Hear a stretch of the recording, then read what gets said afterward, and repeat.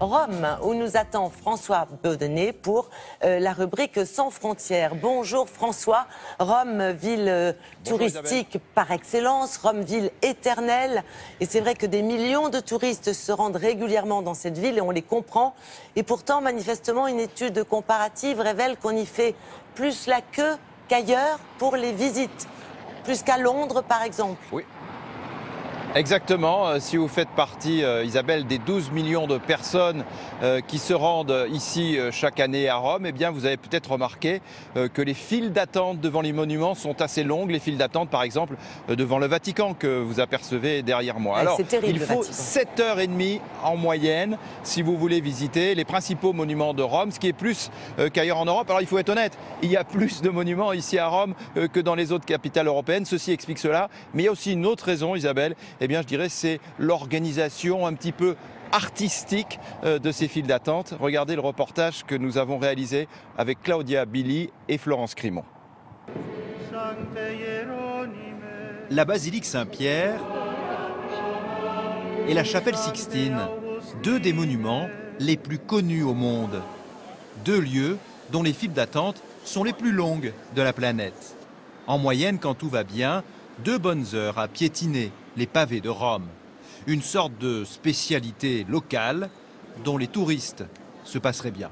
C'est long, je vous confirme, c'est très long. On a autre chose à faire à Rome que d'attendre dans des files qui sont très importantes.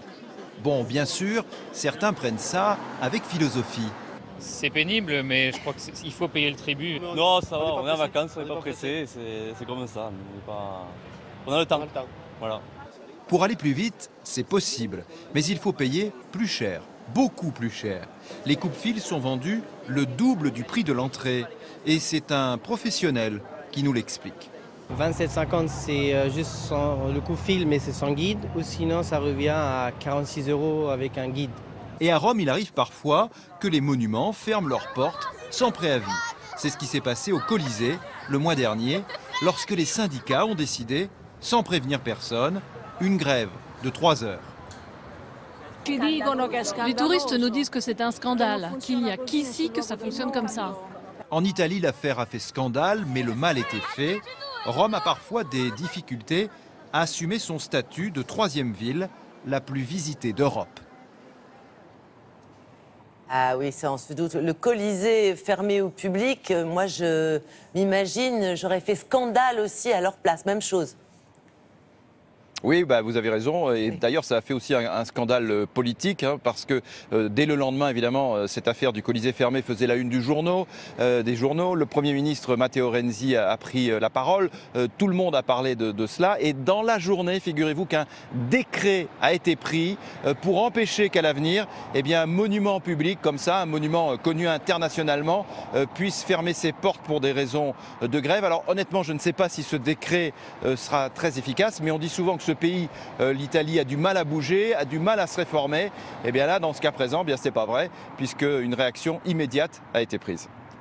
Et on le comprend, c'est bien normal. Le Colisée, c'est comme le Vatican aussi, on fait le tour généralement, on descend, ça fait le tour des remparts et très très loin. Mais bon, c'est comme ça. En tout cas, bonne journée en Italie. Merci beaucoup François. À Merci. très vite. À très vite. Tout de suite, la revue de presse signée Patrice Rumden.